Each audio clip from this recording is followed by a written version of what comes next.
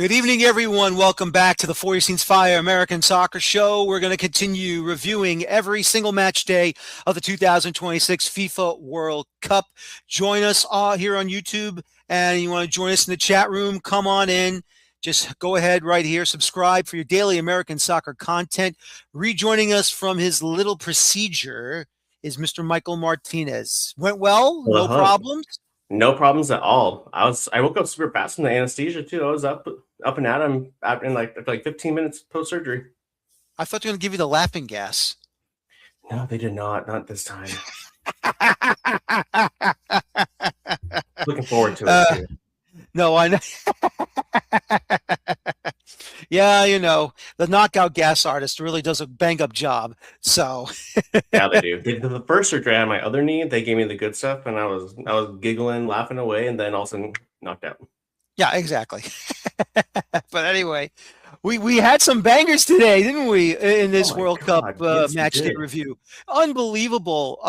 We had Canada with an amazing match. Finally, they get their first World Cup victory in probably what, 8 matches? First one in 8 matches. They finally get 3 points.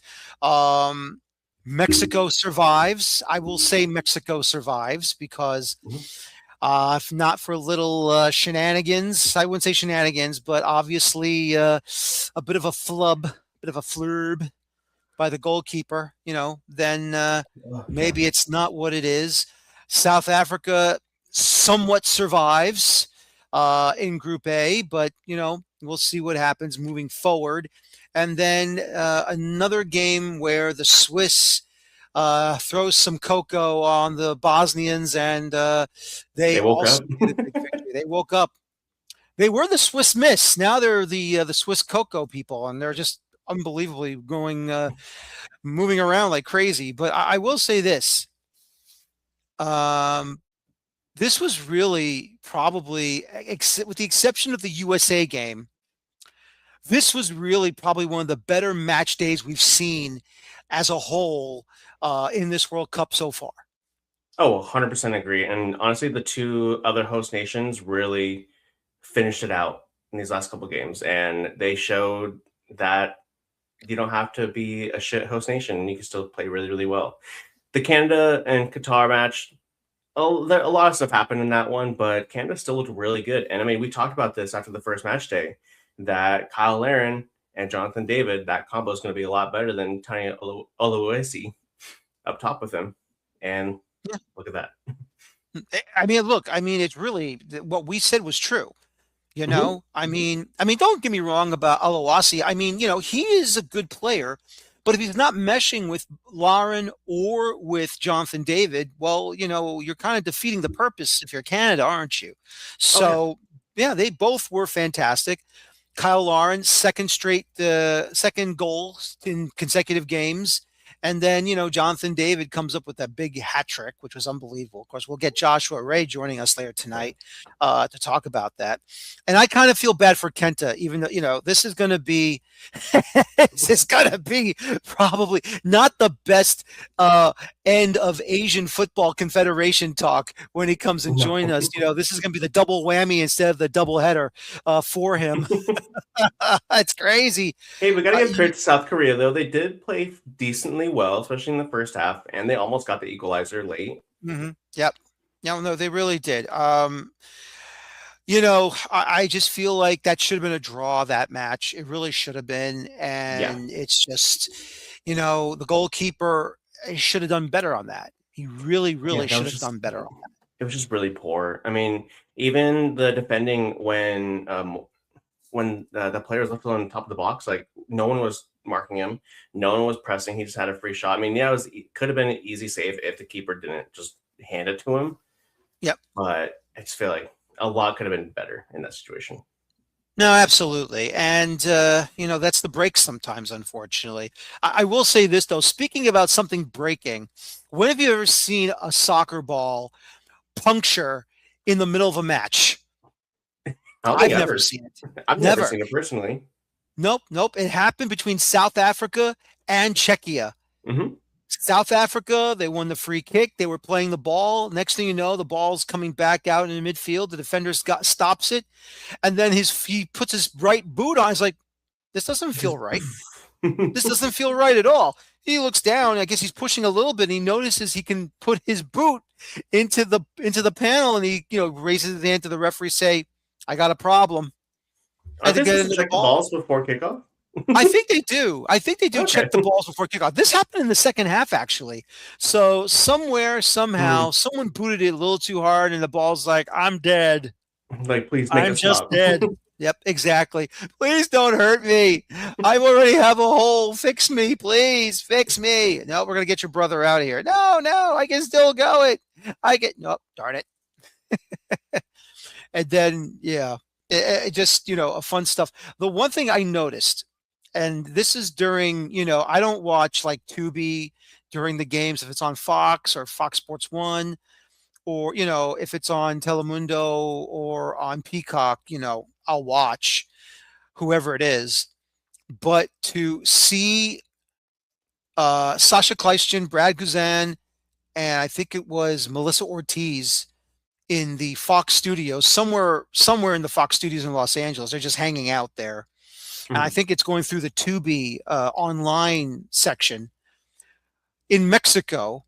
And we'll ask, you don't know John Jagu. I know him. He covers Liga MX. He's very well, he knows Liga MX very well, not just because he's, Mexican himself, but It certainly helps. um, it does help. It does help. But he had a podcast with his friends doing Mexican La Liga talk and stuff. I mean, Mexican Liga MX, I meant to say. They Mhm. do Liga MX talk. So he's going to come on and join us right away when we have him on very soon, along with Kenta, of course.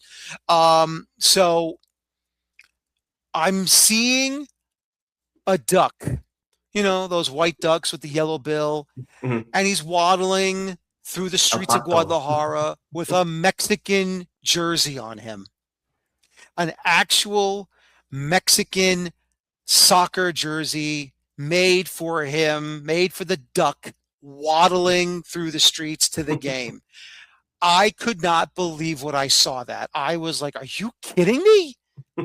Where the hell is this?"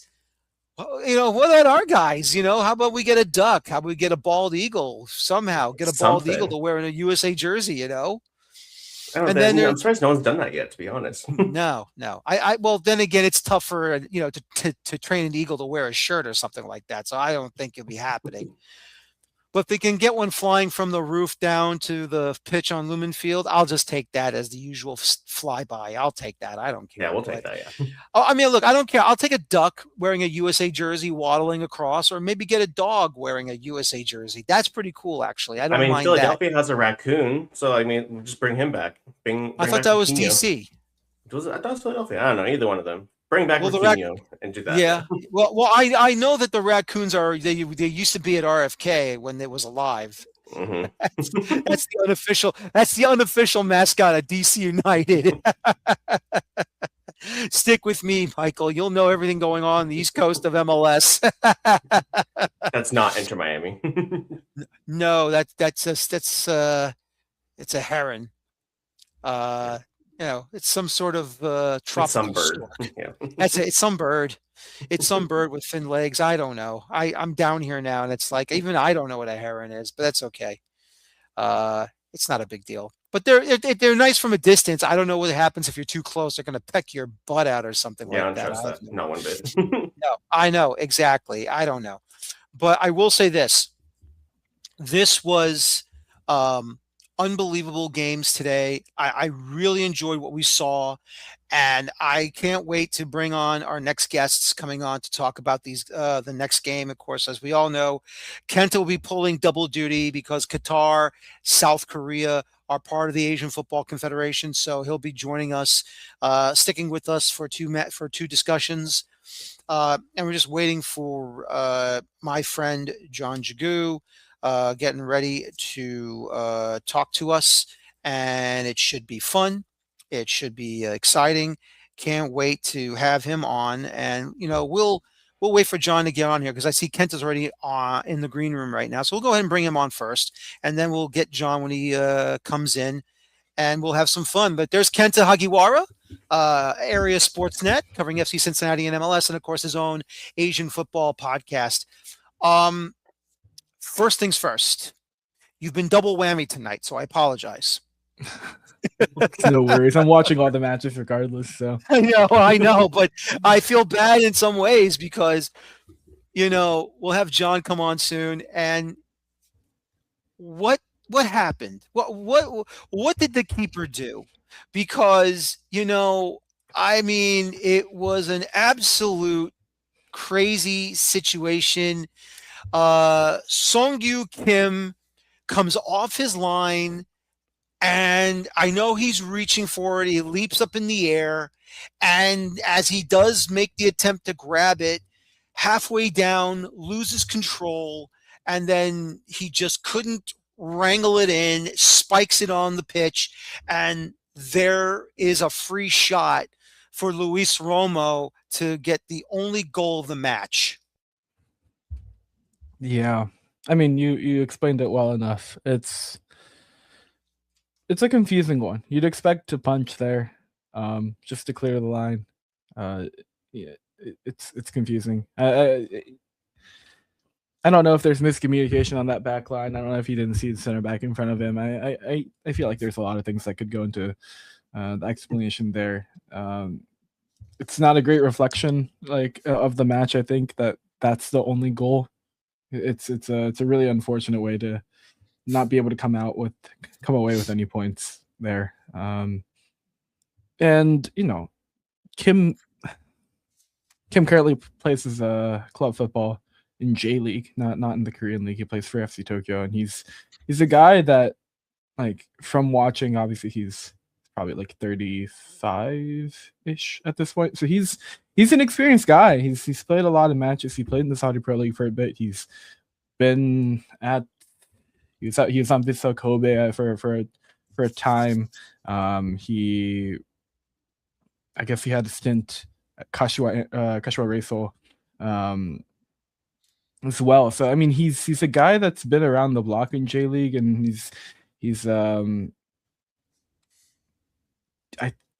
I mean, he's had some really good seasons in that league as well. But no, it's a blunder that's hard to kind of ignore, because not only does it cost your team a potential point, it's just a goalkeeper it's a really tough position, obviously, because the baseline is so high. You just can't have errors at that position. Anywhere else on the pitch, if you have errors, you have an ability to kind of be able to make it up. Goalkeepers, if you make an error, you're conceding the goal. So it's a really tough position to now go and make up your mistake in a way that maybe a striker misses a chance, he can convert the next one. Yeah, so absolutely. So let me bring him on right now. John Jagu joining us all the way from Austin, Texas. John, welcome back to the show. First time now on the video end of things here. What would you say about that performance by Mexico against South Korea overall? Hey, Daniel. Great. Oh, we can't hear you. Oh. Hello. A little louder. You're a little louder, Daniel, Fist. Hey, Daniel. Hey. Can you hear me now? Yeah. I mean, a little bit. I can only hear you a little bit, John. Is your volume down of some sort? I'm not sure. This is the first time I've ever tried this. So, oh, hang on a second. Is that better? Try again. Hello.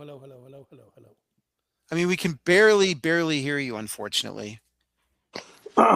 Okay. Is this There better? we go. Hey, there we Yes, go. there we go. Bad headset, John. All right. Bad headset.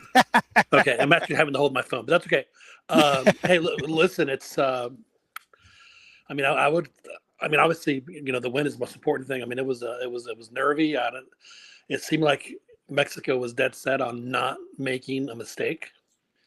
That would, because I mean, the teams are frankly very evenly matched, and they've played each other, quite a bit over the past 15, 20 years. So it's not like they're, strangers to each other. So they knew each other very well. And I just didn't think Mexico wanted to be the one that was going to make the mistake. So they just, it turned out that it was the Korean goalkeeper that ended up making a mistake, and Mexico was there to pounce on it. And I mean, this match was the closest thing I think we'll see in the group stage to a knockout match. I mean, there was so much on the line for this match, and I think that both teams played like it was a knockout match. I mean, luckily for Korea, they do live to see another day. In fact, they're probably in the driver's seat to come out of the group in second place with playing South Africa. But for Mexico, it was just an absolute must win, considering their path moving forward in the third game, and then in the first two games of the knockout stage. Get to play them at the Azteca is just massive. This, by the way, was the first win that Mexico has ever had in the World Cup outside of the Azteca when the World Cup is played in Mexico. So Yeah. I want to ask you about Javier Aguirre's tactics for this one. It felt like, especially in the first half, Mexico was kind of like sitting back quite a bit. Like you can tell they wanted to control the ball, and they had some decent moments, especially like in the middle of the first half. But it felt like he was just kind of setting up to allow pressure from South Korea. Yeah, I mean, I think that it seemed like both teams were kind of content to let the other one have the ball for a bit. Like I said, I mean, Mexico to me played almost the exact same way they played against South Africa. They didn't want to take any unnecessary chances. You didn't see anybody, make a, you didn't see any of the holding midfielders make a deep run, or any of the, the wingers would occasionally make a run. The fullbacks never made runs, and I just, like I said, I just think that Vasco was just, he was holding his cards very close to his chest. He didn't want to give anything up. He wanted to make sure that any damage that was caused by the other team wasn't self-inflicted. And I think for the large part, obviously in his first two matches, I mean, it's worked out for them quite well. And Mexico was just unlucky to not get that second goal in the second half to kind of ice this one. But no, but as far as his tactics, I think he's just making sure that Mexico, I mean, they're just everyone is holding their shape. And outside of the play where they got the red card was, I think, the only time that Mexico kind of was exposed a little bit. But other than that, Mexico's been, defensively, shockingly, pretty flawless so far. So, Yeah, and Kenta, if I can just say this, I was shocked Myung-Hung Bo subbed out Son in the 57th minute. I thought he was going to remain out there for maybe another, I don't know, maybe another, at least till the end of the match. I felt Son should have remained out there, and maybe he would have been a difference maker, but he subbed him out, I felt, a little too quickly. I think we talked about this where I'm not sure Son Heung-min should be the starter just from the start. I just don't see what he brings at the number 9 position in particular to this team, especially with the lack of service in their back three system. Like you're just running him through the ringer and just hoping he leads a good press. Like that's all he's really contributing to the side at this point, which is really disappointing because we know the quality that Son Heung-min can have when he's on the ball and inside the box in these dangerous areas of the pitch, but he just really doesn't have that chance. A lot of the other players that should be supporting, particularly Kangen, I just don't think we're in enough advanced positions to really allow Son Heung-min to make runs where he can play the ball through to him. It was really, really just not great. And this is the same thing we saw in the first match for South Korea. Like I just don't know what to expect from Son Heung-min. I fully expected him to be benched, and for him to have a 15-20 minute cameo after the second hydration break. Like that, to me, that seemed like the way to go about it. Because that's where the game starts to open up, and you're going to get balls played in through, and he can kind of convert on those chances. Where like early in the match, there just wasn't any opportunity for someone like Son Heung-min to really capitalize on any chances, because there weren't any real chances for him to even try to convert. So I'm not surprised. I mean, it's the same blueprint as the first match where Son Heung-min comes off 60 odd minutes in, No Hyungo comes in as the striker replacement from Besiktas, and last time it worked, this time it didn't.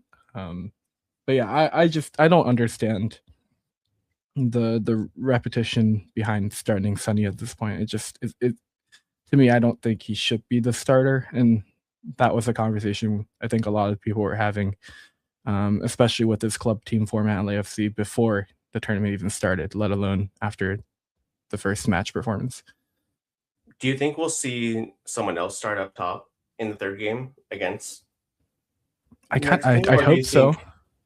Or do you think they're just going to stick with Sonny all the way through? I mean, like I said, ideally they'd see someone else up there and bring him on like late second half. Kind of like what? Yeah, I think O should start, but I don't think he will. Like I'm not, again, I just don't see Hong Min-bo like making those adjustments to the starting 11.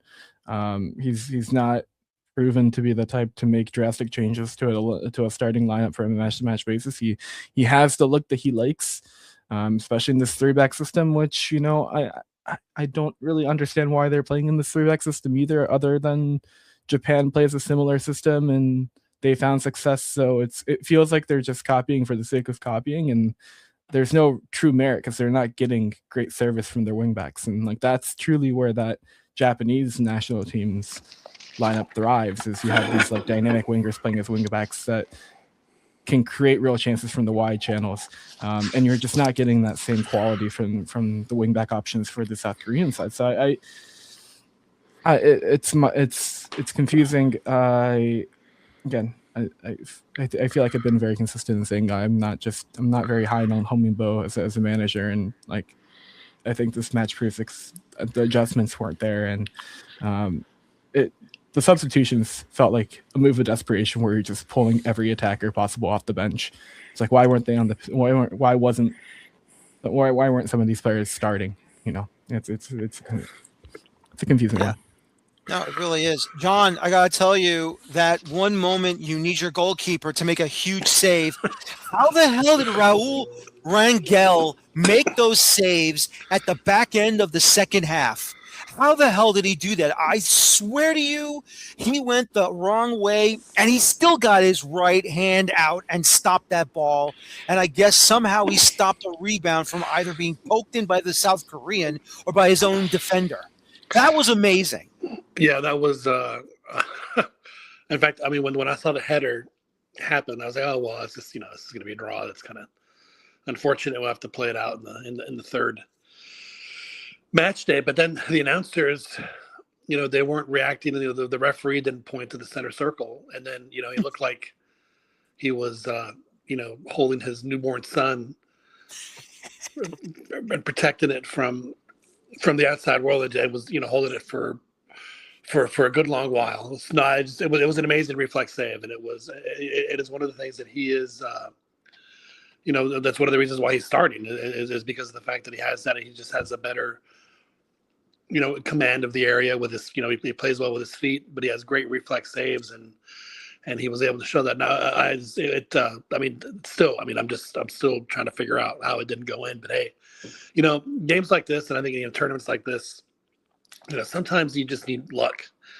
And one thing I will say for Mexico is that they've played well in World Cups, but they just haven't had the luck part of it. They haven't had that part of it help them out as much in the last couple of tournaments as they have.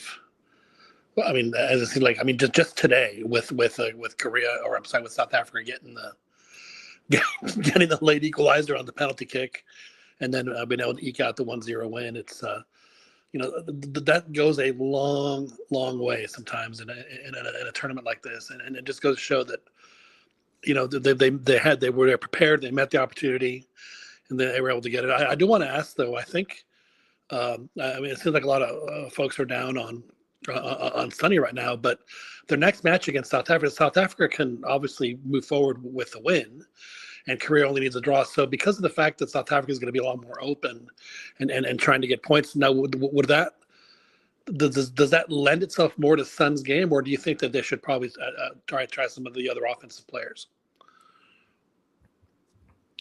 It's tough. I mean, in theory, you would expect the game to be open from minute one, but I don't really foresee that happening. I think South Africa will probably try to pick their moments to be really effective on the counter. Again, like the South Korean side still has a lot of quality. Like Lee Kung-in obviously didn't have a great match, but I still think like pure talent wise and ability wise, he's still one of the best players in this group. And so like you don't want them to just.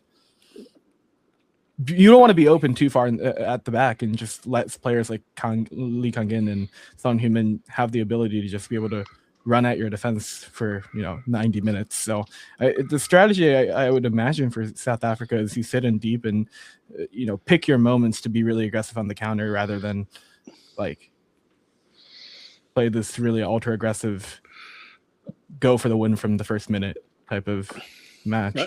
No, I mean, there's a reason I think both coaches were very cagey with how they play. I mean, these are two good. They're clearly the two best teams in the group, and but the reality is that for South Korea, it really doesn't matter as much to them whether they're first or second. I mean, obviously, first you're going to get a third place team, but who knows what could happen.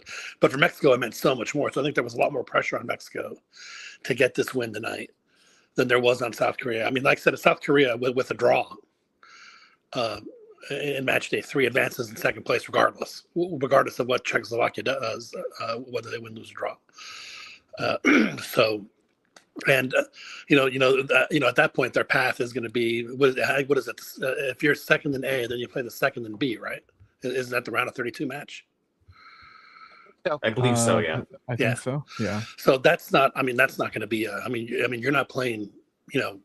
France. You're not playing England. So, the path is still there for the second place and the first place team after the round of 32 match, the round of 16 match. Yes, it's going to be at the Azteca, but there's a 98% chance that the team that's going to be facing that winner is going to be England. So obviously it's great for Mexico to play at the Azteca, but that's a tall order whether you're playing at the Azteca or in Toluca or La Paz or wherever. So it could be that getting that second place slot may not be as I think it could certainly work out in Korea's favor as far as matchups. Yeah, I mean I think the matchup for runner-up of Group A and Group B is the matchup of the winner of the group with Japan and Netherlands and the runner-up of Brazil and Morocco. So it's really not ideal in the round of 16, regardless of which way you write it up at the end of the day. But that's the World Cup. Once you get past the round of 32, you're going to play giants. It's just the way it is. Yeah, so it doesn't truly matter. It's truly unfortunate, like when you have a tough round of 32 matchup because you're adding extra rounds. Sure, for sure. So yeah, that's the situation. And I for Group A, very manageable matchups, I think, across the board. So but it's going to be Canada or Switzerland, and frankly, neither. It's a winnable match. There's no doubt about it. For sure. Yeah, and I would say that whether it was Korea or Mexico playing in that game. Yeah. So yeah. John, before I let you go, what's this duck I keep seeing on the internet waddling with a Mexico jersey going to the Guadalajara Stadium, man? What's with the Ducks, man? So I guess during the in the procession toward the Azteca in the first game, somebody dressed a duck in a shirt, and someone of course took video of it, and it went. So there's a there is a Pantini sticker of the duck too. Yes, sir. I'm on the front for it. I need that. I'll send it to you right now, Daniel. Hang on a second. Okay, send it to me. I'll try. John, I have one more question for you. As a Sounders reporter, I have to bring up Obed Vargas. I thought in his brief cameo, I thought the kid, minus a couple wayward passes, but I thought he looked really brilliant. And honestly, he forced a fingertip save from South Korea's keeper Kim. And it could have been absolute worldy, especially in his World Cup debut. Do you think we'll see more of him in the third place game now that the round of 32 is locked up? It wouldn't shock me at all if Obed starts. Obviously, I think Goody will rest just because he has that yellow. So yeah. I think Obed had a. He came in and I thought the subs actually played really well. They just added the energy that they needed to just make Korea uncomfortable. I mean, I know that Korea, toward the end got some really good, some really decent chances, but those, I mean, I think they ended up with like 4 or 5 shots total. So no, I thought Obed did great, and I was just really hoping that his shot would have gone in, but he is, I mean, his future is just amazing. I mean, he started the last 2 months at Atletico, and he's and that is not a tough nut to crack. I mean, I'm sorry, that is not the easiest nut to crack. Rather, and Diego Simeone and if you're going to press that guy, then I think that he's definitely on his way. And yeah, it would shock me at all if he if he gets the nod. And I mean, I thought he had a really good game tonight. I thought he came on and had the energy, and it would have been lovely to see him get rewarded with that goal. But the Korean keeper made a fantastic save. I remember watching the replay. I mean, I thought it was kind of kicked more within his area of his body area, but no, he made a lunging save and just got like. I think if he only gotten 2 fingers on it, it would have been a goal. But he got like 3 fingers on it and was able to push it out. No, it was an amazing save. So it was it could have definitely been a clincher. Yeah. So I fully expect Obed to. I mean, I think Bosco really likes him, and I think that you want a guy like he's going to be in Mexico's midfield for the next 10 years, and it wouldn't shock me at all if he ends up being the captain at some point too. We'll see what happens down the road, John. Thanks again, man. Of course, no, it was a pleasure. It's fun. I just got a big old smile on my face, and I'm sure I'll have it for the next couple of days. So don't wipe it off right now. Just keep it going. And I sent you the duck, Daniel. So you. Oh, okay. Okay. All right. Great. Let me see. Got the meme. I sent it to your phone, so I don't know if you can. Oh, it's my phone. Oh, okay. Cool. Okay, but I'll try and. I'll email it to you too. Yeah, sure thing. Please email. Oh my God, I see it. I think I can share it on here. I think I can share the duck with everyone here, John. Let's see here if everyone. There you go. Look at that. Look at the duck. Animal Planet, here we come. Thanks a lot, John. I appreciate it. Hope to have you on again next time. Of course. Thank you. All right. Thank you. John Jagu covers Liga MX. Anything Mexican national team, of course. He's been on my show many times. And now we're going to go to the other end of North America, of course, Canada's end. Once again, joining us from Vancouver, Josh Ray. Joshua, thanks again for joining us here, Josh. Look at the Mexican duck wearing the jersey. Yep, I saw on the I was waiting. Got him a panini sticker. He's got his own panini sticker. I swear to God. What will they think of next? Oh, yeah. Let's get some Canadian geese going wearing some Canada jerseys, mister. Yeah, I think you can scrounge that up. Yeah, but geese are more aggressive. And that's very not true. Likable. We don't want to mess with that. Not like ducks. Unfortunately. Wow. What a performance by Canada right off the bat. 6 straight goals, one of them helped by Qatar, but that was unbelievable. Yeah, I still can't believe it. I don't think anyone here in Canada still believes it.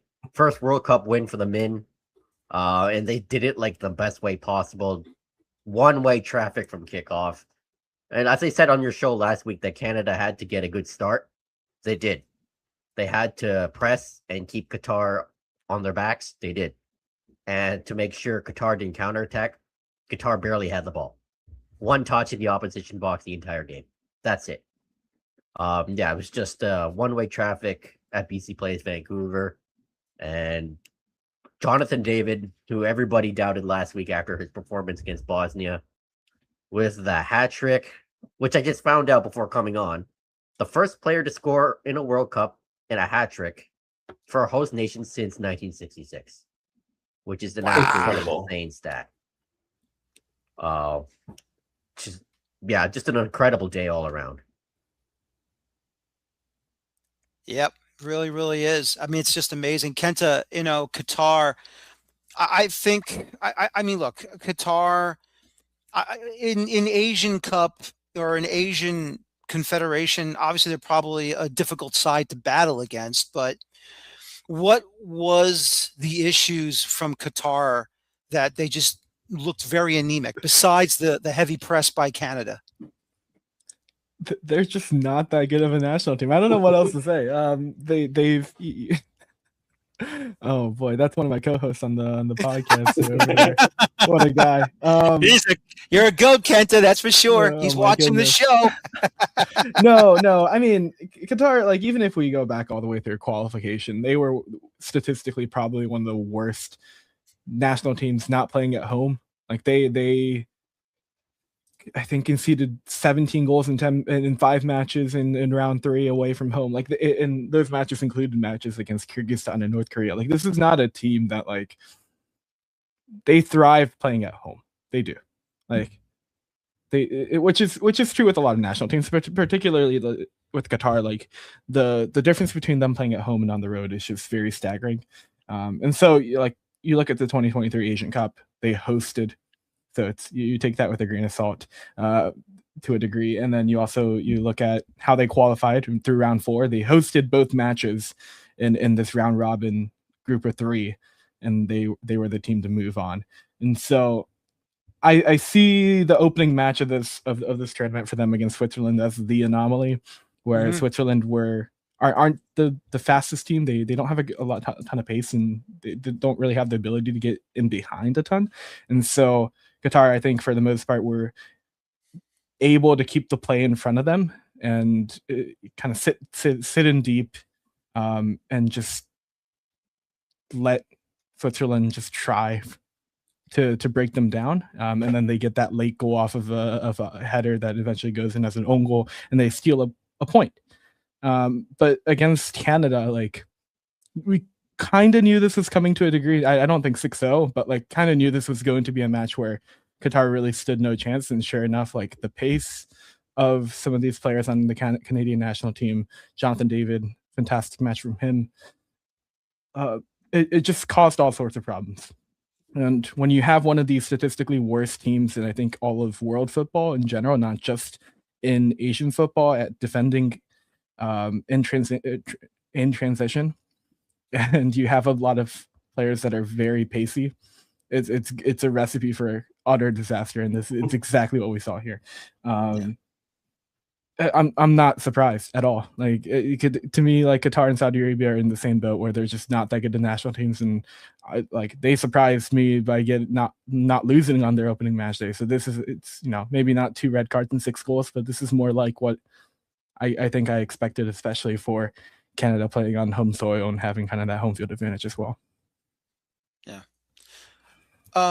If I can ask you, obviously, Joshua, obviously we feel bad for Ishmael Kone in a horrible challenge. You couldn't really see, I don't know if you were able to watch it on TSN or if you were at the stadium or not, but on, here in the States, they barely had a close-up play. It was like terrible challenge, and just don't go and do a close-up. Just leave it alone. Let the physios, let the medics, let the stretcher people come on the pitch and just surround Kone and make sure he's okay.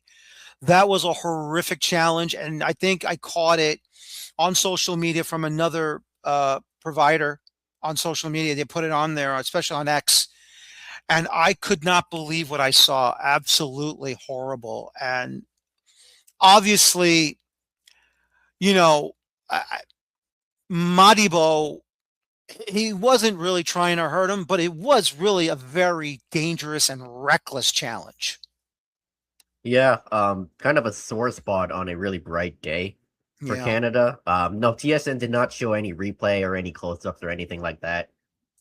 So thankfully they didn't, because they focused on the physios and the teammates and the staff getting around Kone, and just the atmosphere all around. You could feel like BC Place, the energy just died. Just a horrible injury. I believe it's reported that it's been a fractured fibula and tibia fracture, out for 4 to 5 months. He is in hospital recovering. He did post a picture with Moise Bombito in the Vancouver hospital somewhere on social media. And it seems like he's in good spirits. All the best to him. Thoughts and prayers to him. But that was just a horrific injury. And you never want to see that for any team in football or any other sport. No. And You could tell his teammates were very shaken up. Jesse Marsh and his staff were shaken up. They had to get together like twice during the game to, just compose themselves. And nice of Nathan Saliba, who came off the bench, scored that free kick to hold up Ismail Kone's jersey. And it really sucks because Kone is a very important part of this Canadian team. He and Steven Eustachio are like the two guys to watch in the midfield. And with Switzerland next week, the question is, who's going to start instead of Kone? Are they going to go defensive with Chouanier or go with more offense with Nathan Saliba or go with a wild card in Nico Sigur? It's just a big loss for Canada, but his health comes first, and hopefully he's up for a speedy recovery. Yeah, I hope so too. Kenta, obviously Madibo goes after the match into Canada's locker room and apologizes to Kone for what happened. I mean, you can tell his facial expression was of a man was upset, sad that that he was the one that caused it, and I'm glad to see him manning up and going into the Canada locker room to apologize. So I mean, that's just great to hear. Yeah, it's the least you can do, right? Mhm. Like just have some sportsmanship. Players' health comes before the match. Like the result on the field means even at a World Cup means nothing compared to the safety and the health of the guys on the field. And they a lot of times, especially in tournaments like this and in sports, it's really easy to lose the humanity part of sports. And yeah, it's whenever you have an injury of this severity, it's kind of eye-opening, I think, to a degree, and kind of reels you back in. And and these are guys on the field. Like it's not like you're watching robots play. So yeah, no, it's a horrific challenge. I don't know if there's truly much more to be said. It's just a dreadful performance. I thought Akram Afif still looked all right, but again, like that's the one name I keep bringing up with Qatar because it's truly a one-man show, and like there's just nothing going for this Qatari side outside of him. But I guess technically speaking, if Qatar can somehow get a result in their final match, that they can still sneak by into the knockout stage. But watching how they played against Canada, it's really difficult to be optimistic about this side. No, it really is. I don't know if Michael has any questions, if he wants to go I ahead. do. Joshua, your Nathan's coverage of say the cap situation has been nothing short of phenomenal. I mean, obviously we follow each other. I've been following your guys' stuff for a long time, and I just with Canada getting a statement win at BC Place. I know long term Whitecaps won't be there in BC Place. The goal is to their own separate stadium. But do you think this kind of helps with that movement and kind of help bringing even more fans to the stadium more than they already have in this season? I would hope so. From what I've been hearing with the meetings, that people on the inside have said things have been quote unquote positive. The vibes have been good. So it looks like there is a solution being worked on, but it's been very vague for the past few weeks because they met with MLS, they met with local investors and all that. Even today, there was a Save the Caps banner, Save the Caps chant during Canada's march from the SkyTrain station to the stadium. So, I mean, that's another way to send a message, right? The team belongs here, and they should be here for as long as possible. Max Crepeau, former Whitecaps goalkeeper, Canada's goalkeeper, spoke about it. He said, yeah, Vancouver deserves a team. They should stay here.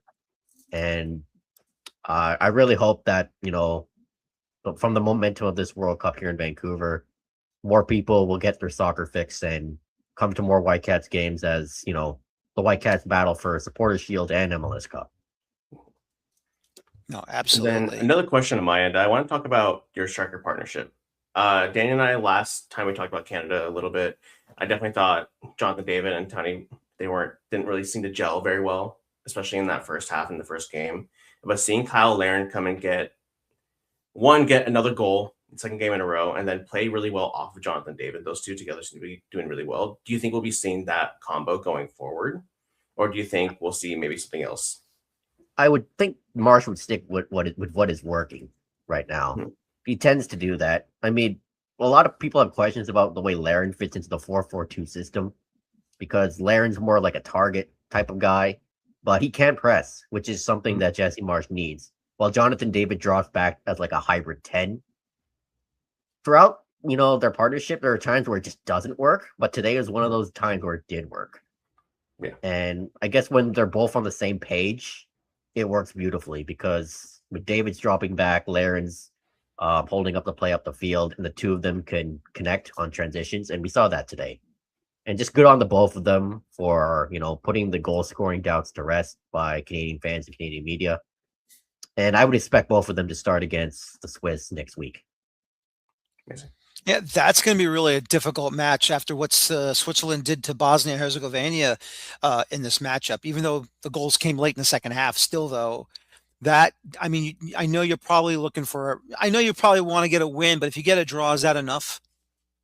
Yeah, but obviously the standards are higher now, Of and course. especially after today, you want another win to fully secure winning the group, because that would mean the team stays in Vancouver for the round of 32 against whoever. Yeah. And Switzerland is going to be a very tough team. I've been watching their games. They're efficient, they're quiet, not the fastest team in the world, but they know how to beat teams, because in previous major tournaments, they know how to beat bigger teams or draw to them. So different level of opponent from Qatar, but Canada really needs to, shift the focus to the Swiss whenever they start training again. And they gotta make sure to be wary of the Swiss transitions, because they're even more deadly than Qatar or Bosnia. And it's gonna be like an efficient football team versus a team that's intense and presses a lot. So it's a good matchup. A draw would be nice, but a win would be much, much better. Yeah. We'll see what happens there. And, Kenta, going back to Qatar, noticing their starting 11, which was 6 defenders, 1 midfielder, and 3 somewhat strikers. I mean, were they really trying to low block Canada as much as possible? Because it didn't work. Yeah, I mean, again, Qatar just aren't that good of a defensive side, so they're gonna try to low block everyone. Like that's just like from the last 3 years of watching this Qatari side, it comes as no shock that they decided to try to bunker down and see if they could just play Akram Afif through on a counter attack and see if he could do something and pull magic out of his hat. Because that's the AMO. Like this team just doesn't have a lot going for it. And to be fair to them, I guess playing in a very low block against Switzerland ended up in a draw. Yeah. Switzerland weren't able to convert on their chances outside of that one goal, and Qatar somehow find a goal in second half stoppage time, and so it did work in terms of a game plan. So if you're, I guess, Lopetegui, I don't know if you're expecting anything other than we're gonna sit in deep and try to hit on the counter with the side. Now I expect it to be the same thing on the final match day. They're going to do the same thing against Bosnia. I guarantee it. Just with different personnel, because now there's 2 players suspended. No. Well, we'll see what happens, unfortunately. And we'll have to move forward. Obviously, for South Korea, they're going to face South Africa. So battle the southern countries in Group A. Once again, Canada is going to take on Switzerland in their final group stage match back in Vancouver. For Qatar, they're now going to be facing next, I guess, Bosnia Herzegovina. So that will be interesting to see where they're going to do. Who do you think? Do you think either one is going to be trying to get that one of those 8 special third place finishes to get to the round of 32, Kenta? Yeah, I think Bosnia will. I think both teams will go for a win. I just, again, my confidence level in this Qatari side is just so astronomically low. That, I'm sure they'll try to go for a win, but until I see it with my own eyes and the full-time whistle blows, I'm gonna be very pessimistic about this side getting any sort of result against a Bosnia side that I think can cause a lot of problems with the size they have up top. To be it's gonna be a tough one. Well, we'll see what happens there. Kent, as always, I appreciate your time. Thank you very much. If we do not see you tomorrow night, maybe the next night, I'll just have to check the schedule, but hopefully you'll get some rest from us. We abused you way too much. Australia play tomorrow, don't they? So Oh, I'm then sure we'll use you again. all these Asian teams Laying playing every down day. the work, laying down the wood. Come on, Kenta. You know you want it. Yes, indeed. All right, Thanks I'll be back again, man. tomorrow. Yep. Have a good night. All right. Thanks. All right. Take care. Kenta Agiwara from Area Sportsnet covering FC Cincinnati. And of course, Asian football, his own podcast on the Asian Football Confederation. And Josh, before we let you go, this is the moment now for Canada that, they can really cement themselves big time. They did so in the Copa America 2 summers ago. They went to the third place match, finished in fourth. But I mean, any form of points, and I know you want the win, and I don't blame you, but what is it going to take for the entire country to feel that we finally got out of the group stage moment, and now we're going to go into a knockout round stage match? Well, that would depend on what happened with the Switzerland game. Like winning the group would be massive because a lot of people didn't have Canada winning the group, even here in Canada. And people will start to bandwagon jump or believe, especially in the round of 32. If they win that, more people will get behind Canada. And I know last year Jesse Marsh wanted a similar fan support the way the Blue Jays had their World Series run. That's going to take a quarterfinal, semifinal run. But it's about taking one thing at a time. And the country's already backing this Canadian side, especially those who don't follow football. So, just keep doing their thing. Hopefully get a win against the Swiss, and then more people will come on. Like, bars are already packed. The FIFA Fan Festival here in Vancouver is packed. I believe the Switzerland game is close to being a sellout already, with tickets going for astronomical prices on third-party sites. So, yeah, people are already back in Canada, and we just can't wait to see what else they can do for the rest of this tournament. Yeah, me too. I know I'm rooting for Canada to make it out of the group stage and get to the round of 32. Michael, how about your opinion about Canada? Oh, I love this Canada side. I think they're super fun. They have incredible players, and I want them to do well. I want all 3 host nations to do well to really show that North American football is here and it's here to stay.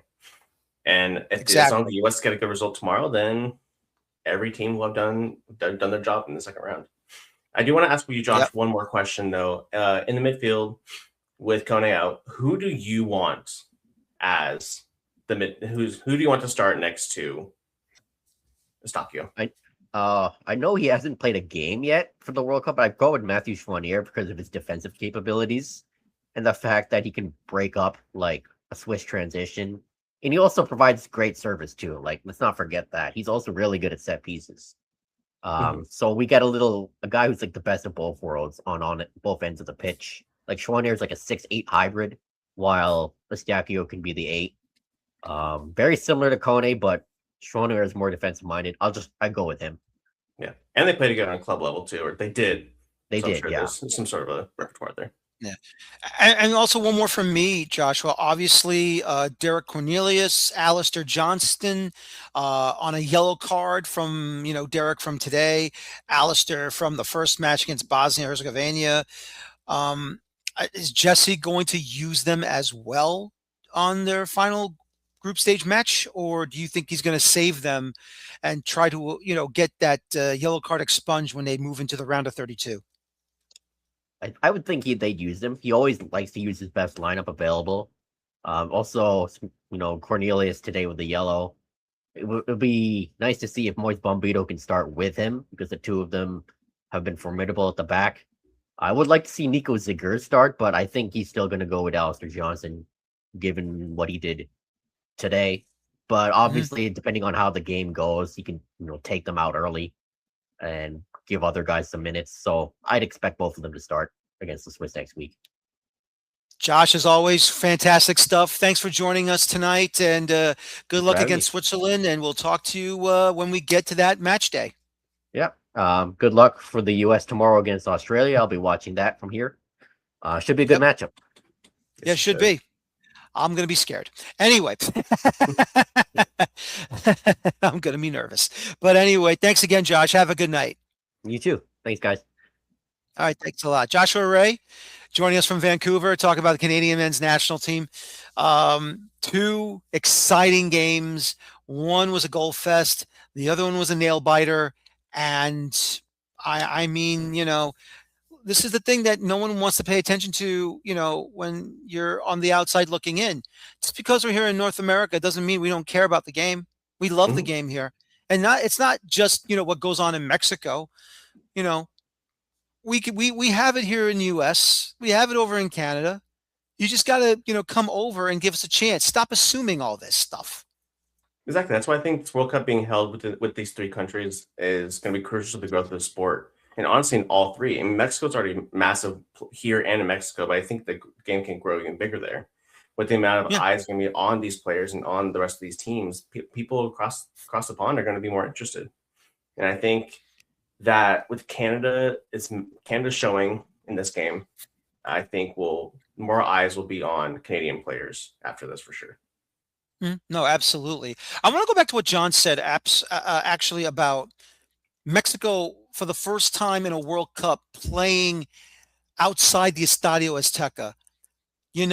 That also was a head scratcher for me too, because now look, I didn't start, after the NASL, the first NASL died, I didn't know about the World Cup. So, 1970, 1986, I watched it with my grandfather. I didn't know what it was. I just knew I knew it was a sport.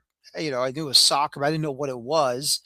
And, I guess I'm assuming Mexico would play all their home games at the Estadio Azteca, and never played outside of it. And now, Yeah. I'm assuming, I don't know. I'm assuming, but I mean, I should have asked John this when he was on our, but if anyone knows this, please don't be afraid to, comment in the chat room, when you get to this part. But it just sounds like, Mexico always wins in the Estadio Azteca. Well, of course they do, because if you play during the day, it's not just the altitude that gets you, it's also the smog, but at night it clears off. So, I mean, I mean, what are you going to do? I mean, they don't do that anymore now, for the double whammy, they just get you for the altitude.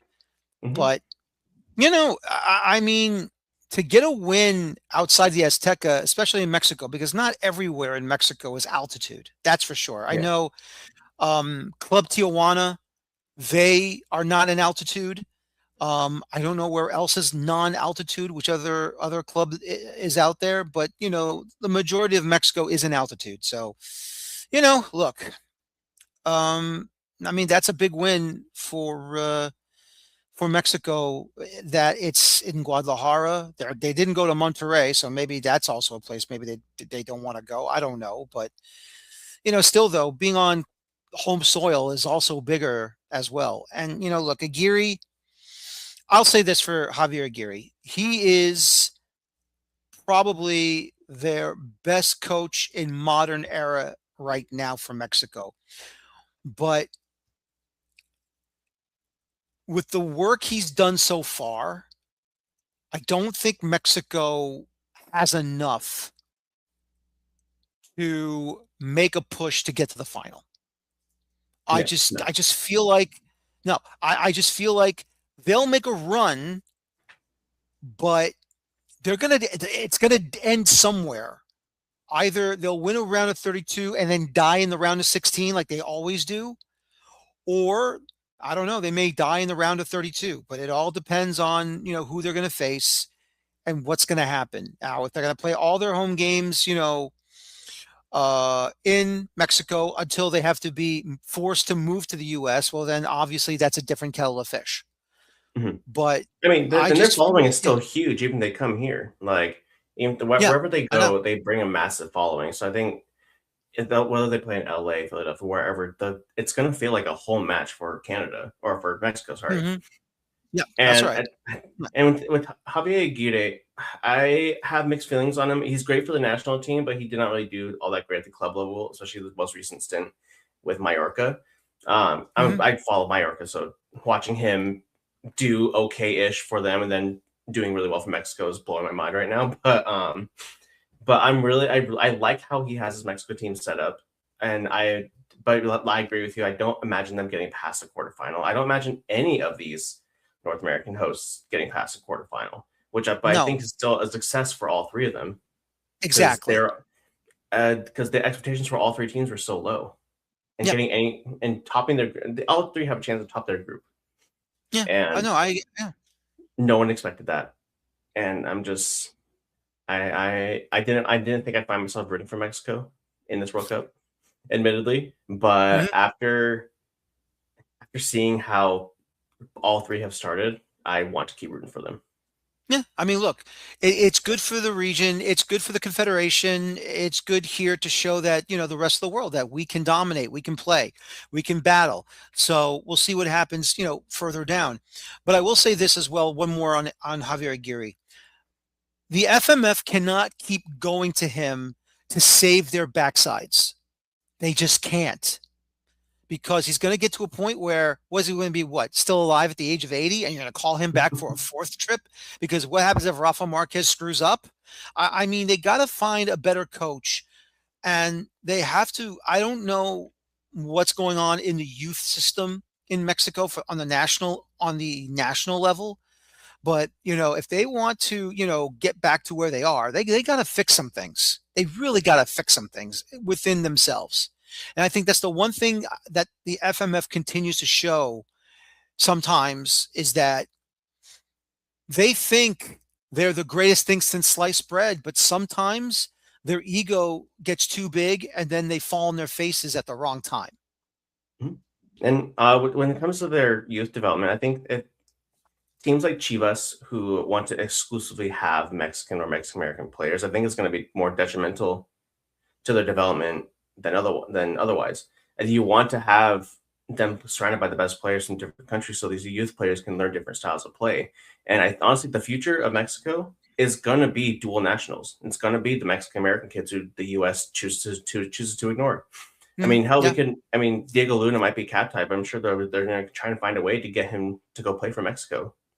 And U.S. have already lost Brian Gutierrez and Obed Vargas. Yep. And that's just two, and those are all three young players. Yeah, and exactly. Mexico is on its way back up, but it's going to take a while.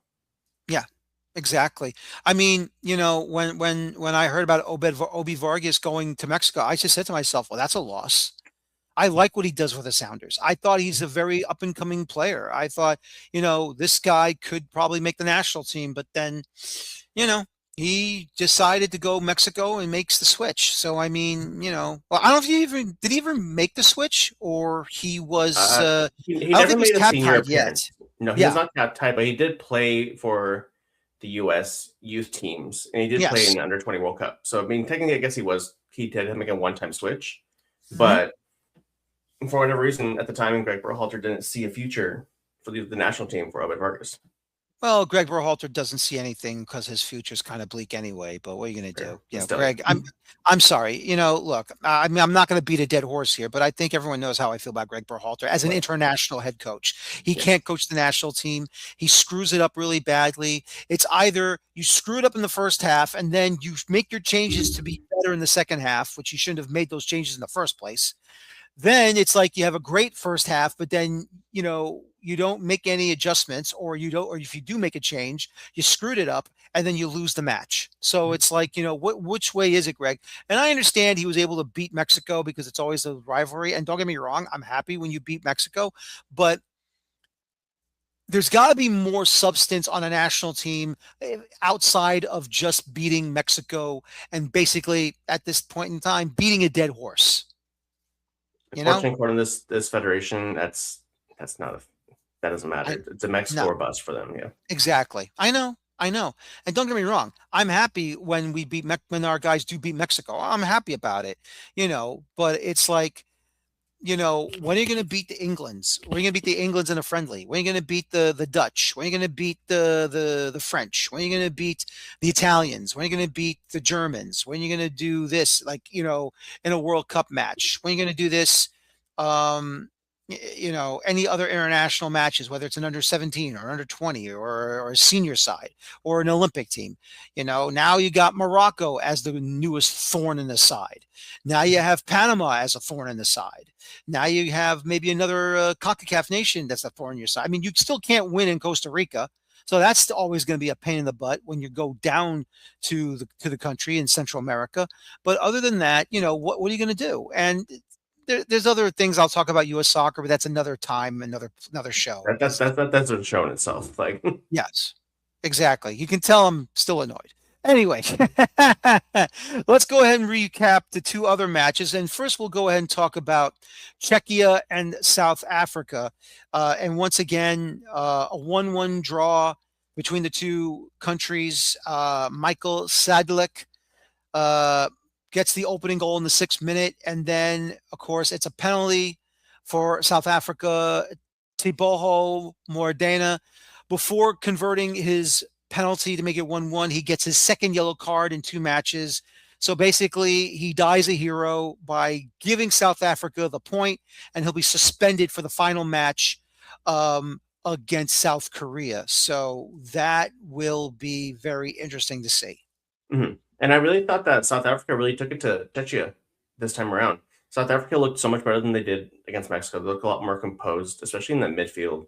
The goal scorer, Mokena, he was really, really good. He was all over the place. He was streaming balls left and right. He was a really good creator for this team. And I really think, it's going to be unfortunate that he's not going to be there for the next game, because I think he would be crucial against this South Korea side. But if South Africa can play like they did today against Czechia, then they can really fight for that 3rd place spot. I really think they're not going to get the 1st or 2nd. That's going to Mexico or South Korea, but this South Africa side can surprise people.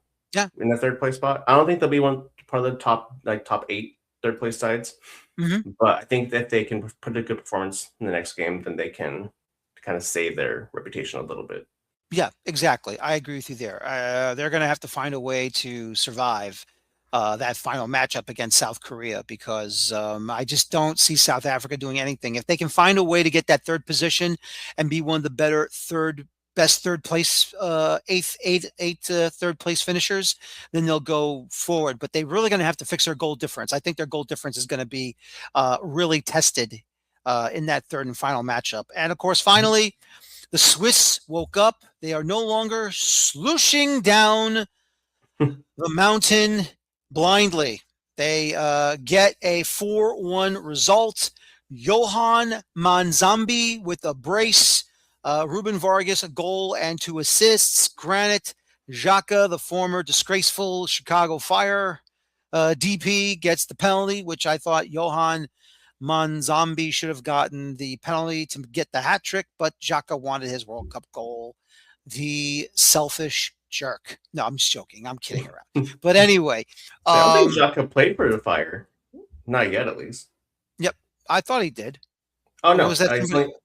He's played for Arsenal and Bayer Leverkusen, which I will say. Who was the Swiss guy that played for Chicago? I forgot who it was. It's forgettable at this point. It's all right. We probably forgot him. So, okay, my error, my bad. Xhaka did not play for the Fire. My bad. I swear I thought he did, but it's probably. Oh, no. He spent his entire career in Europe.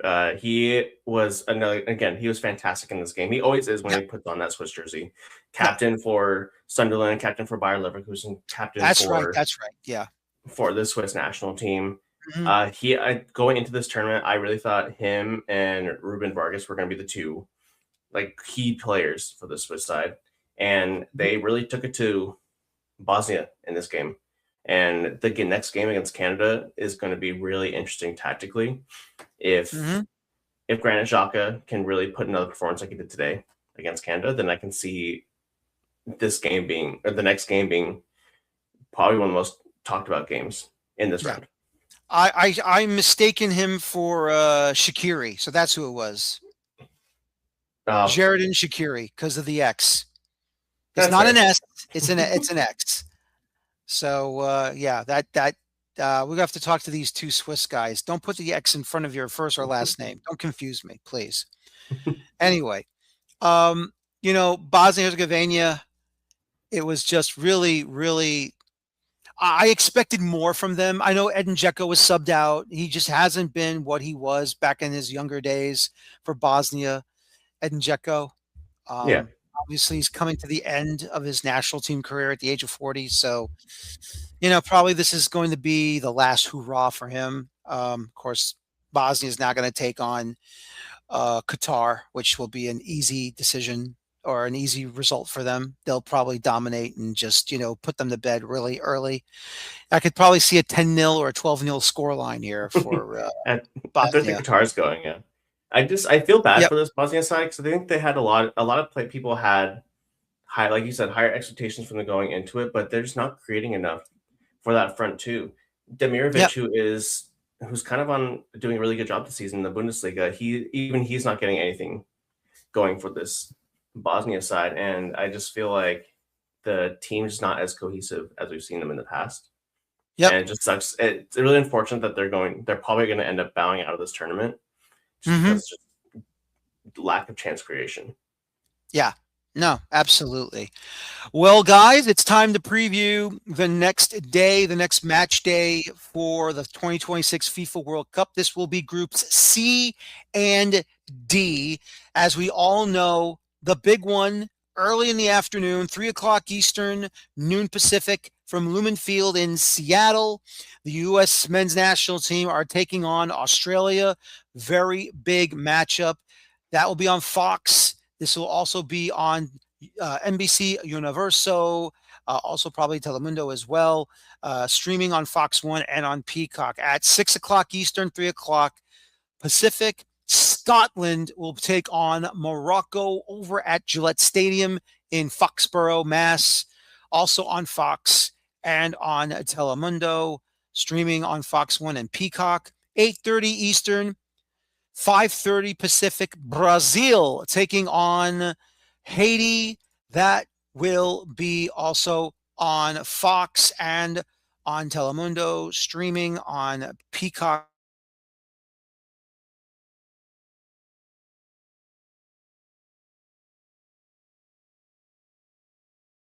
Fox 1.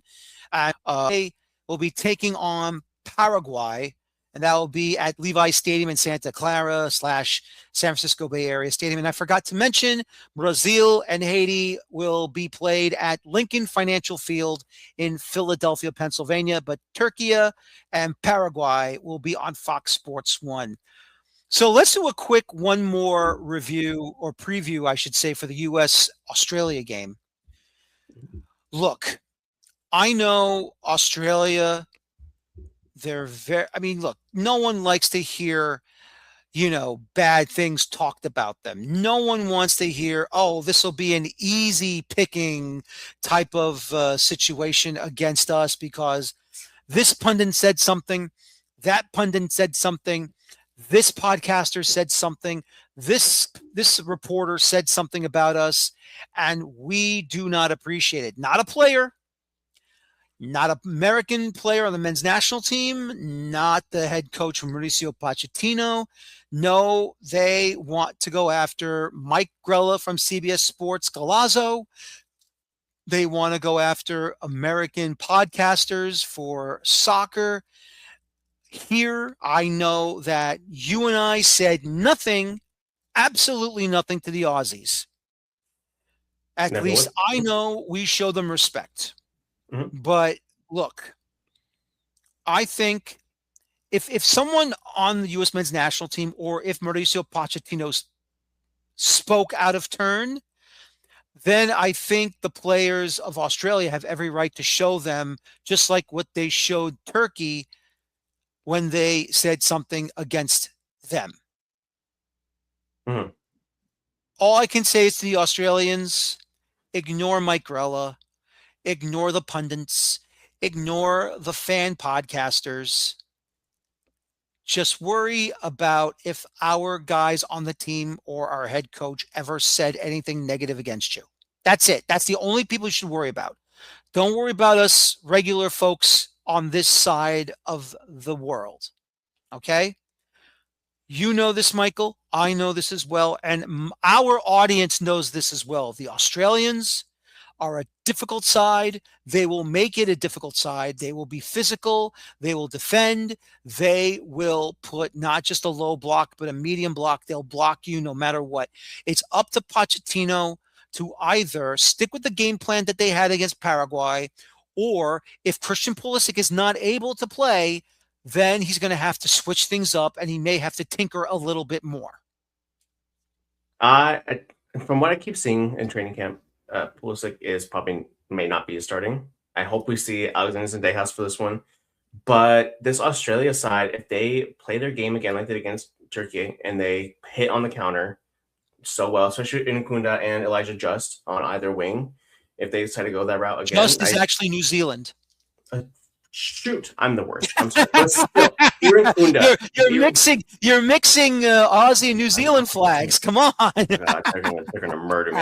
It's okay. Don't worry. But listen, either way, I'll take the $20. It's okay. That's fine. Well, if on the left hand side, if they go with Jordan Boss and Aiden Kunda and they keep bonding up the wing and they hit on the counter like they did so well, then I really think that this US side will have their hands full. And even without Pulisic, I can see this game again ending in a draw. Yeah. I would love to see it going back and forth. Would I love to see the US put out another 4-1 performance like they did against Paraguay? Sure, but I don't think it's going to happen. This Australia side is a lot more defensively secure, and they are more tactically secure as well. Like they know exactly how to sit in that low and medium block. They know when to hit that counter, and I don't know if the US can be ready for that. No, that's the thing. I think they're really going to have to be extra careful on this one. I'm not saying don't play your game, but just be more aware of who you're facing this time around. Because the U.S., the only time they've ever won 2 group stage matches and to advance to the next round, I mean, really, the 1930 World Cup. Since then, it's either been a win and a bunch of losses, a draw and a bunch of losses, or win, draw, and then you need help from some other game from the group to back you in. And they haven't really gotten that moment where they've gotten 2 wins in a group and then that third game is kind of left insurmountable. It's not worth worrying about it. You give other people the opportunity to get some minutes and to play their first World Cup match. That's never happened. It's never, ever happened. I mean, Brazil 2014 was the closest they've ever been to winning 2 straight group stage matches if they just did a lot better in the back end of that game against Portugal, where they had the 2-1 lead, should have kept the 2-1 lead, but that little hiccup allowed Portugal to equalize and steal basically a point when it should have been all 3 for the U.S. Mm-hmm. And we saw that in the Paraguay game where they will kind of fall asleep in small moments in the defensive third. And I just fear that we will see that again, especially because, again, like against Paraguay, in that goal, you had Mauricio and we had Mauricio who got into really good space, who made a perfect run behind Freeman to get into that open spot and just score that goal. I can honestly see same link-up play with Torre and Aaron Kunda. Like I can see them watching this tape and watching how the U.S. defense moves and adjusts throughout the game, and I can see them take advantage of that. Yeah, me too. I really can. But once again, that back line's got to be impeccable. That has to be impeccable. I think Tyler let me say this right now. I forgot to mention this the last time we were talking. The game against Paraguay where they wiped out the yellow card on Tim Ream for the falsification of him being, carded for a foul, which was not really a foul. It was a dive. And they removed the yellow card and gave Almiron the yellow card for diving. Apparently that law was not applied correctly. And I haven't seen from FIFA if they have, reissued that yellow card on Ream. And maybe they have not. So, okay. So basically, the false identity, right law, I guess, applied incorrectly.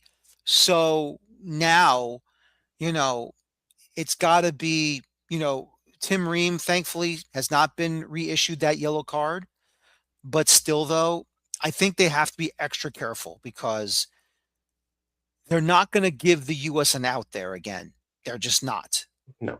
It just feels like that FIFA is going to make sure that they don't do that. Even though I liked it, and I think it should be in there to say if you catch a dive on the pitch that you can take away the yellow and give it to the actual diver for simulation and unsportsmanlike.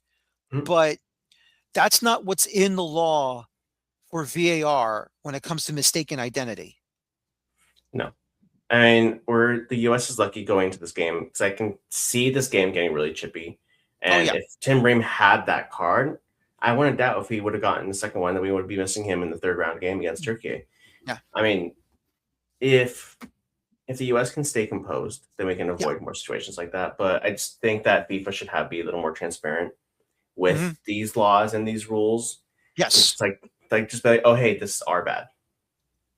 Yeah. Like, exactly. I mean, they did that the other day, and I forget which game it was where VAR, the VAR cut out because the power went out somewhere in the area, and they issued a statement afterwards. But it would be nice if they did the same thing here. Like, oh, this is our bad. Sorry, we're not. They still want to give it back to him. They still want to rescind that yellow card, but more transparency would be nice. No, exactly. And let me also say this. I want to go back on Tim for a second here. Like I've told you, I love Tim very much as a player because, he was drafted by Red Bull New York long time ago, 2010 season. They opened Red Bull Arena, now Sports Illustrated Stadium. And, he's done it all. He's played in MLS. He went to England, played for Blackburn Rovers, then went to Fulham, stayed in Fulham, came back. Now he's at Charlotte. I admit I've said he should be done with the national team. He shouldn't have been captain and everything. But you know what? Every time I think he's done, when it's World Cup time, he's actually doing pretty damn good. It's I don't know if it's the intestinal fortitude of how he plays that, okay, it's a World Cup. Let's go get them, boys. And I'm going to lead you to the charge. And it's like, damn, Tim, how do you save yourself for these big moments? How do you do it? I mean, I'm not trying to kick him out. Don't get me wrong. I'm not trying to kick him off the team. I don't want to. But, he's 37, 38 years old. He's a defender. Now he's he's not a center back anymore. I mean, he is a center back. I mean, he's centrally somewhat. He still can go wide a little bit, but I just feel like you need someone a little bit more younger. And I'm looking for the next guy. Look, if Pochettino feels comfortable with them, who am I to argue and to judge? But still, though, Tim's 38 and somehow he's probably sticking something in his arm. It's like, I got my extra boost. Let's go. He's playing like Super Mario Brothers or something. I think the problem with that also is there's no other leaders on this team who has that leadership quality that Tim Ream has. Exactly. There's not a single player on this team who I would trust the captain's armband, bar maybe Tyler Adams. When it comes to we're leading this team, and yes, Tim Ream is slow as hell, and we've seen him getting beat by multiple fullbacks and wingers for Charlotte. Yeah. But if he has a fast enough partner like Chris Richards next to him, or Anthony Robinson next to him, then I think he'll do just fine. Yeah, exactly. But it all just depends on how the U.S. choose to line up. If they go to the forward back, I'd be more confident in Tim Ream's passing ability, especially with Tyler Adams and Weston McKennie in front of him. Mm-hmm. If they go to 3-back, then I might be a little more concerned. Mm-hmm. No, I agree. No, I absolutely agree. And I think moving Dest to the midfield as a winger really solves a problem because I love Alex. I'm going to call Alex's father, Antonio Freeman, for no reason because he's an NFL guy, played for the Green Bay Packers a long time ago. But Alex Freeman on the right, and Anthony Jedi Robinson on the left as your fullbacks is just perfect. Mm-hmm. Absolutely perfect. They can bring up the ball. They can pass. They can set up chances. And obviously when Jedi Robinson, the smasher he gave to the Germans to level the match, in Chicago. I mean, you can expect that from him. I haven't seen much with Freeman from distance, but mid to close, he can smash one in himself. Oh yeah, for sure. And I mean, Des can also do the same thing as a right back. We've seen him do that for the U.S., but I think you're unlocking his ability to take on, we'll do 1v1s against multiple defenders at every level. That's why Des, I think, in various buildups, I think he's crucial for how this team is going to play, especially in that final third. Like whether he's going to be hitting a ball across the six or making those beating his defender and getting that last pass in there. I think that without Des, this team would not be the same. We'd see a very different U.S. side, and I'm so glad that he is healthy. But with Freeman, he's still so young. I know. And he has so much more to add to his game. I do like him better as a right center back in a back three as opposed to like a natural right back. Yes. Because you're going to have Robinson bombing up the field. If you have both of them going up super far, that's a little concerning. I would love to see like Joe Scally as a right back get a chance. If we're going to have Anthony Robinson moving up like that. But I mean, Freeman has been phenomenal for the U.S. So I'm not mad about it. But that's what I think. No, that's fine. Look, free opinions are right here, free and easy. No problems at all. Well, everyone, this will do it for tonight's show. Join us once again tomorrow night. We will recap match day number 9 at the 2026 FIFA World Cup. Don't forget, once again, USA, Australia, 3 p.m. Eastern time over at Lumen Field in Seattle, Washington on Fox and, of course, Telemundo as well. It's going to be exciting. I know I'm ready. I am still a little nervous. I'll admit I'm a little nervous. The World Cup, this is a lot higher than a Gold Cup, a lot higher than a friendly, obviously, a lot higher than anything. So, I'm nervous as hell, so. Yes, it is. Yes, it is. So, but hopefully watch it at home, go to a watch party, go to a bar. Just don't overdo it on the booze, okay? Just enjoy the game, get a good meal, maybe have a beer and then have a soda, then have a beer, then have another soda. Just go back and forth. You save yourself a lot of headache. And a lot of money too. That as well. Listen to Michael. He knows. So once again, everyone, I want to thank John Jagu. I want to thank Kenta Hagiwara and Joshua Ray for joining us tonight. Thanks again for Michael Martinez from Cascadia FC for being my co-host. And we will see you tomorrow night. As always, enjoy your football. Have a good night. Take care. And so long. And bye-bye for now.